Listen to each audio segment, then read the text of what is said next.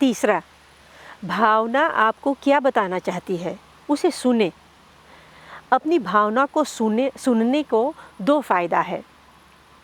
सुनकर आप सिग्नल पर ध्यान देते हैं ताकि आपका शरीर सिग्नल माने कि भावना को कम कर सके या रोक सके। इसके अलावा आप भावना के माध्यम से ये जानने के आपकी आवश्यकता क्या है और आप अपने आवश्यकता को पूरा करने के लिए एक्शन लें। इमोशन को सुनने और समझने के लिए मैं आपको मोस्ट इम्पॉर्टेंट फंक्शन और द बेसिस इमोशंस संक्षेप में बताती हूँ। क्रोध भावना का फंक्शन है सीमाओं की रक्षा करना। क्रोधित होना स्वस्थ है।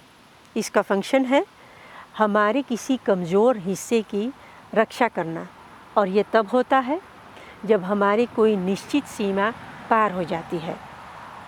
जब क्रोध को अस्तित्व में नहीं होने दिया जाता है तो it becomes ineffective. It can then turn into anger, aggressive or self-destructive behavior and eventually get stuck in the body. भय का फंक्शन है हमें सुरक्षा की ओर ले जाना। यदि आप डर का इफ़ेक्टिवली यूज़ करते हैं तो आप एक्स्ट्रा केयरफुली सोचते हैं, आपकी परसेप्शन तेज हो जाती है, आपकी सेंसिटिविटी बढ़ जाती है और आपकी शारीरिक क्षमता बढ़ जाती है। अगर डर की अनुमति नहीं है या दबा दिया जाता है तो ये आम तौर पर बढ़ जाता है। अगर हम इमोशन को दबाना चाहते हैं तो वो और पावरफुल हो जाते हैं। फिर क्या होता है कि हम अपने डर से डरने लगेंगे और वो डर कहीं ना कहीं बाहर निकल आएगा, उसको रास्ता मिल जाएगा बाहर आने के लिए, शायद आपके जीवन में एक अलग स्तर पर। Fear always finds content. दुख की भावना का फंक्शन है नुकसान से निपटने और समर्थन की आवश्यकता को इंगित करना।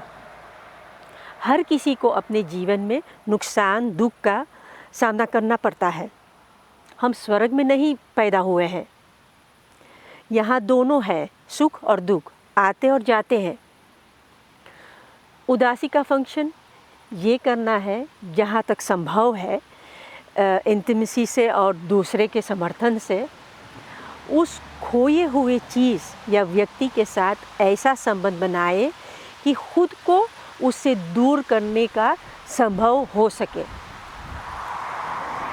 उस दुख की डेप्थ में जाकर उससे गुजर कर उससे बाहर निकले।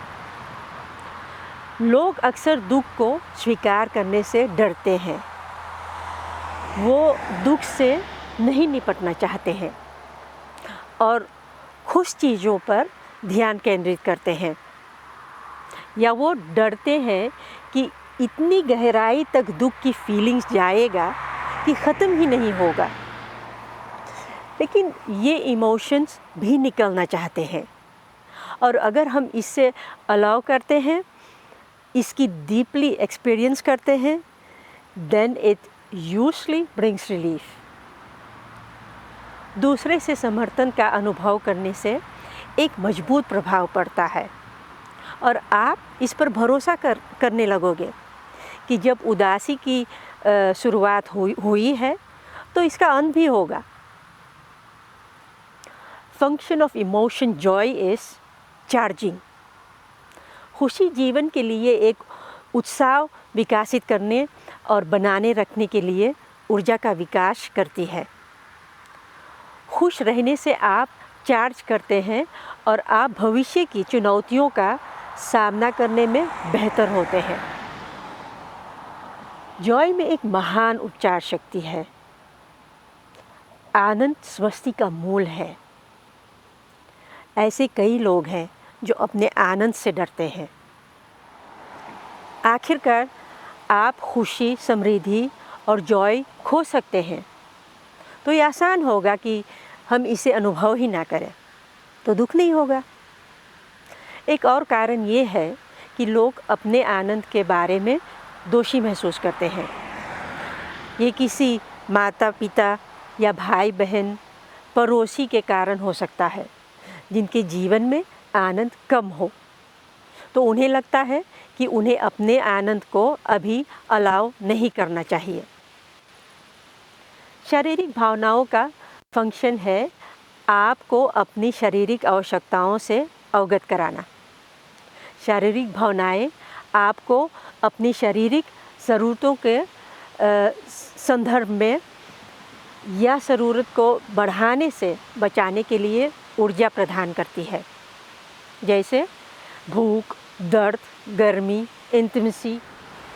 हालांकि शारीरिक भावनाओं को शायद अनदेखा करना सबसे मुश्किल है, लेकिन हम इस क्षेत्र में भी स्टार बन गए हैं। कितनी बार हम शारीरिक बीमारियों के लिए एक गोली या उपाय करते हैं। The symptoms is corrected by this. The original signal from the body is missed. चौथा, take action to fulfill your need or to avoid an increase. हम एक भौतिक दुनिया में रहते हैं, इसलिए सभी परिवर्तन अंततः कार्रवाई में परिलक्षित होते हैं।